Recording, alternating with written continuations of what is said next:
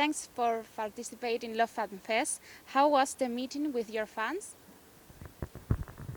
Oh, it was incredible. Every time it is so amazing. And it was so nice to meet new fans because oftentimes we have fans who do follow us around at different conventions, but it was so great to meet so many European fans who haven't had the opportunity to meet us in other countries yet. Yeah, and it was such a wonderful, warm welcome. And yeah, I love being able to meet European fans because it's the first time we've done a convention in Europe, and everything else has been in North America so far.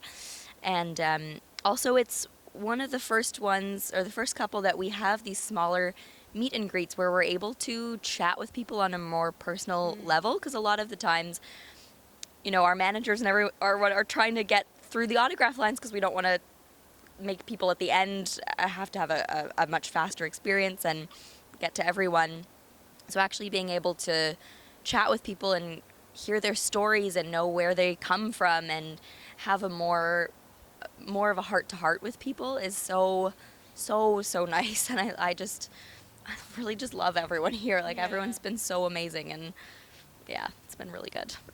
In your opinion, how important is give visibility to the LGTB collective?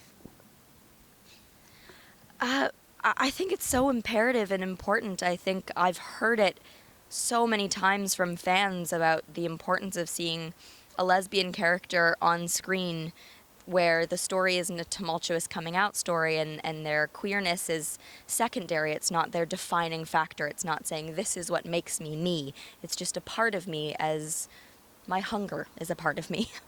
And I, for the first time, am really experiencing on a more personal level the importance of representation.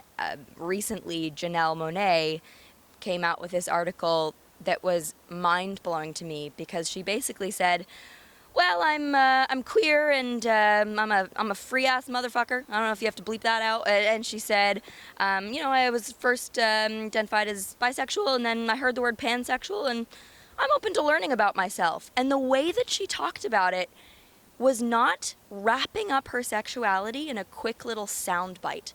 Because sexuality is such a complex thing for everybody.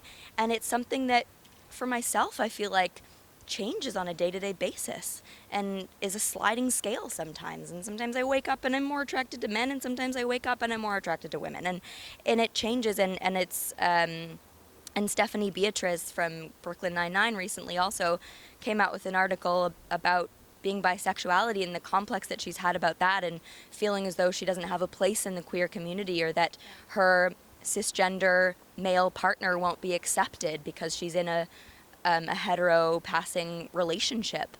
And these are all things that I think so many people who land somewhere on the spectrum feel, and it can feel scary to talk about because it's not wrapped up nicely in a bow, and it's not, you can't make a headline out of it.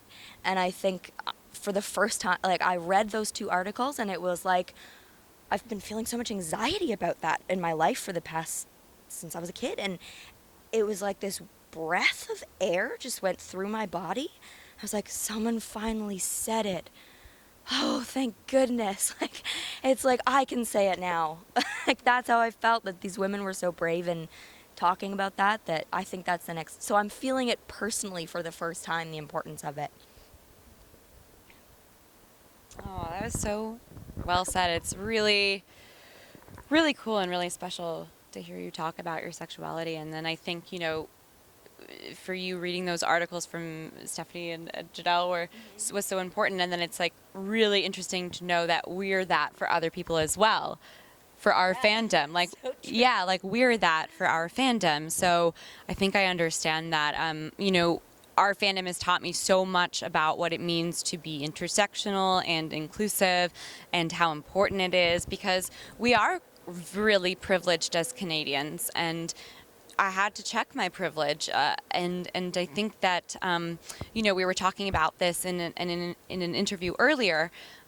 But when I think about the role models that I looked up to, I mean, this extends beyond LGBTQ representation. This is race, body type, religion, general appearance, interests, all those things. I mean, when I think about who I looked up to as a kid, they all sort of resembled me. So I can't imagine what it's like to grow up in a world where you don't have that. And I think it's like so incredibly important, because when you don't have representation on screen, you are telling people that they are not the norm, that they are weird, that they are different, that they are not deserving of success, that they are not deserving of a happy ending.